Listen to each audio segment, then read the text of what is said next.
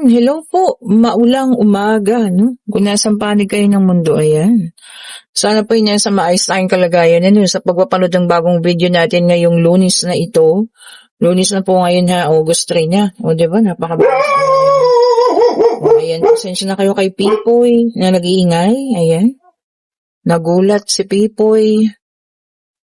Ayan, tingnan pa natin ha.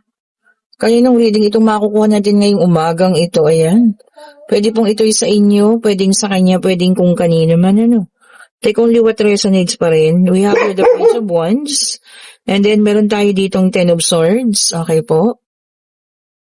Sige, i-check pa natin. Tingnan pa po natin, ha.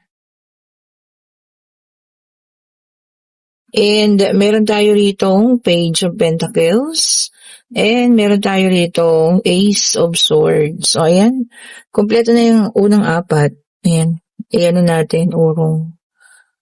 Ayan. Para maganda naman ang ating pagkakaayos. So, ayan. Tapos urong konti. Ayan. O, ito na. Kanino kayang situational reading ito? No? Pwede pong sa inyo, pwedeng sa kanya, pwedeng kung kanino man. Take only what resonates pa rin po, ano. Okay, sige, tingnan natin. Okay. So, meron tayong the Death card, meron tayong Six of Swords, and meron tayo rito Six of Cups. Okay po. Uy, ang dami. Isa na lang ang ating kulang. Isa na lang po para sa situational reading ngayong umagang ito. Ayan. Grabe yung ulan para pong siya, maliliit. Hindi yung malakasan Pero maliliit na ulan, kaya palagay ko magtatagal po yan. So lagi na magdala kayo ng payong lalo na kung lalabas kayo ngayong araw na ito. Pero kung wala namang importanteng pupuntahan, manatili na lamang sa inyong mga bahay. Ang hirap po lumabas, di ba? Lalo na kapag maulan na ganyan. O eto na, kompleto na tong ating situational reading dito. Ayan. And sa nakikita ko dito, may taong umalis. Ayan po, umalis siya. May sinamahan. This is your past person, kasi this is a past na yan, nakaraan na. Umalis siya, may sinamahan siya, ayan. Sobrang nakasakit sa'yo, ang mahirap lang kasi umalis ng taong ito nang wala man lang sabi-sabi, o diba? Talagang in-end niya yung relationship ninyo, tumalikod siya sa'yo, wala kang kaalam-alam, diba? Kung ano nangyari. Basta ang alam mo na lang, may sinamahan siyang iba o sumama siya sa iba. Ito po yung regardless kung lalaki o babae, ang ex ninyo, kung anong kasarian niya gender specification, pwede ring LGBTQ. Yun lang kasi ikaw yung naiwanan. O ayan ikaw yung naiwan dito. Marami kang balitang nalalaman pero wala kang kasiguraduhan. O, diba? So, yung isip mo talagang gulong-gulo. Kung ito man ay nakaraan na, ibig sabihin talagang sobra yung pag-iisip at kaguluhan ka. O, diba? Pero alam mo yun, makakabawi rin, malalampasan mo rin ang lahat ng ito, mapagtatapusan. Nakita mo tong sword na to? Ibig sabihin, babalik ang tapang mo, babalik ang tamang ayos ng buhay mo, Siyempre, ganun talaga. Kasi wala kang alam Basta na lang umalis, basta na lang nagsabi, aalis na, hindi mo nga alam kung bakit at ano yung dahilan. Basta ang alam mo lang, may sinamahang iba. O, diba? Wala lang ibang paliwanag. Yun na yun. Hanggang doon na lang yun. O, diba? Sobrang masakit po yun sige nga, tingnan pa nga natin. Sobrang makakasakit po yun sa isang tao, Lalo na kung ganun yung gagawin, Yung na-ghost na lang, parang nawala bigla. Mabalitaan mo na lang, nasa iba na pala, And we have here the Four of Cups. Ayan. Alam mo, meron ka pang, ikaw pa yung, sinisisi mo yung sarili mo, Wag po. Wala kang kasalanan dito, Kaya nga, hindi doon ang kapagpaalam sa iyo, Alam mo kung bakit? Kasi alam niya, sobrang sakit. Sobrang pain. At hindi niya kayang harapin, yung ginawa niya tong sa'yo. Itong ginawa niya na to. Diba? Sabi niya dito, be, stabilize. O, tama. ano, yung damdamin mo, oh, 'di ba? Kailangan maging ano, stabilize, 'di ba? Para alam mo 'yun, mas malaman mo kung ano yung mga susunod mong hakbang, kung ano yung mga dapat mong gawin, oh, 'di ba? And siguro kailangan na muna nating bitawan 'tong mga ganitong tao. Meron pang mga paparating po, oh, kagaya nito. We have here the Knight of Cups. So, ibig sabihin, hindi lang siya yung taong para sa'yo, may mga paparating pa. So, kapagka itong taong ito binitawan mo at hinayaan mo na silang dalawa, no? Hayaan mo na kasi total deserve nila yan, isa't isa. Pareha silang ano, mga walang puso't kaluluwa, 'di ba? Pagka naman nagkaroon ng panahon na nagkakilanlan sila, magkakasawaan din po 'yan, lalo na kung pareho sila ng ugali, 'di ba? Walang marunong umintindi, naku, parehas po yan na ano, mag-iiwanan 'yan. And sabi ko nga Knight of Cups, 'yan, bitawan mo na kung ano yung dapat bitawan, ayan. At alam mo 'yun, meron at meron pong darating para sa inyo, no? And we have here the Ten of Pentacles. Ito ang maganda, no? Marami kang unexpected na blessing na hindi mo aasahan. Lahat yan, ano, kapalit ng mga iniluha mo, ng mga masakit mong nararamdaman dito sa taong ito, no? Na bigla-bigla na lang lumayas ng walang kaabog-abog, oh, di ba? And we have here the Lovers na may dalang number 6. So, 4 and 6 ang ating numero. Sabi niya rito, no major choices. Talagang pinili niya yun eh. O, 'di ba? O kung hindi man ikaw yung napili, hayaan mo na. Sabi ko nga, 'di ba? Hayaan mo na po. Kasi mahirap din ipilit yung sarili natin, ano? Na sa isang tao tapos hindi naman talaga tayo na gusto. Wala, mahirap na 'yun, 'di ba? Kahit na ano mong gawin mo, ibalik mo man, wala na, hindi na rin maibabalik. Oh, 'di ba? And we have here the world, may dalang number 21. So, 6, 4, and 21 ang ating mga numero. So, sabi rito, no, completion, huwag kang mag-alala. Balang araw, mabubuo ka ulit, no, and wholeness, sabi rito, and magiging kompleto ka ulit. Yung pakiramdam na kompleto ulit. O, 'di ba? Na walang ano, walang nawala, 'di ba? Walang ano, umalis, yun. Mabubuo ulit ang pakiramdam mo, 'di ba? And meron tayo rito, the 5 of Wands, ayan, oo, iwasan mo na sila. Ayan na, kasi baka mamaya masali ka pa sa mga argumento, 'di ba?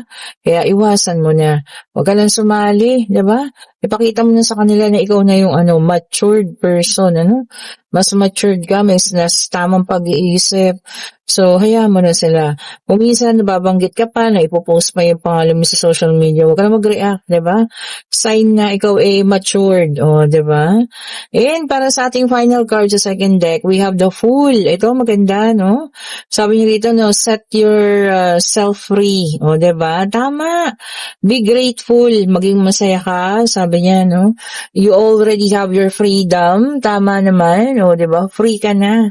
Oo, 'di ba? Mas okay 'yun kaysa nakatali ka pa sa mga ganitong sitwasyon na alam mo 'yun, palagi ka na lang nag-iisip, worried ka, o ngayon binitawan mo na yung taong ano, sobra-sobra yung pananakit sa'yo, di mas okay, 'di ba? Kasi binitawan mo na eh. So, hayaan na lang, ha? Okay po, hayaan na natin. Huwag na nating ipilit pa. Mahirap lang 'yun kasi alam mo 'yun, baka marami ka pang marinig na hindi magagandang salita galing sa kanya, mas lalo ka lang masasaktan. And ito para sa iba naman, ang pangatlong deck of cards, pwedeng sa'yo, pwedeng sa kanya, pwedeng kung kanino man, kung kanino mag-resonate pa rin po, ha.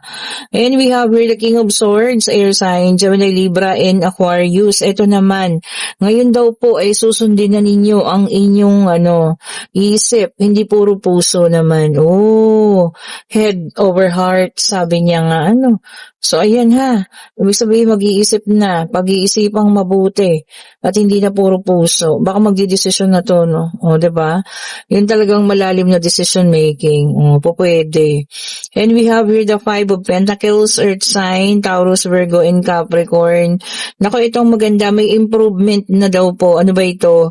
Pwedeng pinapagawa nyo, no? Bahay, may improvement na. Trabaho din, may improvement na rin, hindi na kagaya dati. Or kung ano man po ito, no, pag-uugali ng isang tao, may improvement na. O, 'di ba? Very good 'yun. Ibig sabihin, nag-i-improve, no? Mas bumubuti, mas gumaganda. And we have here the Knight of Swords, air sign ulit ito. Sabi niya rito, no? Sabi niya, Driven to succeed. O yun, ang maganda. Talagang sa ngayon, yun ang gustong mangyari, no? Maging successful. Kumbaga doon nakafocus, hindi sa kung anong mga bagay. Hindi love life, hindi kung ano, pero doon nakafocus. O, 'di ba? That's good po, ha? O, ito, dalawa agad. Ay, tatlo. Ito muna tayo sa isa. We have here the Page of Swords in reverse. Air sign ulit ito. Gemini, Libra, and Aquarius. Deception. Ingat mo ha sa mga taong manloloko. Ayan ano. Bebentahan kayo ng kung ano-ano. Yung pala naibenta na rin sa iba. O, mag-ingat po kayo ha. Nagalat po yan. O, property. Sasakyan. Tapos malaman mo, binenta na rin pala sa iba, no? Kinuhanan ka na ng pera. O, mag-ingat po ha. And we have here the Knight of Pentacles, Earth sign ulit ito, Taurus, Virgo, and Capricorn. So meron na tayong air, puro air, tapos earth. Okay po. And sabi naman dito na naka-reverse ang Knight of Pentacles, sabi niya, naku, carelessness. O, may makikilala kayong taong walang ingat. O baka sa trabaho, no? Merong isang tao dun na, hindi mag-iingat, magiging careless. Naku. Ngayon pa lamang obserbahan na para mapagsabihan. And we have here the King of Pentacles, Earth sign na naman. Ayan ha. Sabi niya dito, success. Ayan. Sa lahat ng aspect. Ano ba ito? Pwedeng sa pag-ibig. Ayan. Magiging successful. Pwedeng sa financial. Pwedeng sa kung ano man, eskwela. O kung ano man yan. Magiging successful daw ha. Very good naman. Diba? Basta kung maging successful tayo, sana makatulong din tayo sa iba. Di ba po, no? And we have here the 7 of Wands, fire sign, Aries, Leo, and Sagittarius in reverse. Ayan, sabi rito, no? Ano sabi niya rito? Naku, failure. Naku, magfe-fail daw po. Ano ba ito? Baka meron tayong inumpisahan na isang bagay, Tapos, alam mo yun, pagkakamali or may pagkakamali, failure. Ayan. Naku, kung ano man po ito, marirealize nyo rin naman yun na mali yung naging desisyon, mali yung gawa, di ba? Pag oras na talaga nandiyan na, wala naman talagang sa simula, alam nyo na yung pagkakamali. Lagi naman pong nasa huli yan, di ba? Para sa ating final card, we have here the Eight of Swords, air sign ulit, Gemini, Libra, and Aquarius. And meron tayong mga negative thoughts. Yan, may mga naiisip tayo negatibo. Erase, erase, erase. Alisin sa isip yan, ha? Diba? Puro positive lang. Lunes na Lunes. Dapat po tayo maging positibo, ha? Alisin natin yung mga negative na yan. Eto na, kayo po pwede na magtanong, pag-ibig, pangyayari, financial. Kung alam mo na gusto nyo malaman, ayan po, Divine Universe, anong isasagot mo sa kanilang katanungan? Isa lang po, ha? Isa lang po, ayan na, eto na, napakabilis talaga nitong card na to. At ang sagot niya po ay yes, so ang ganda.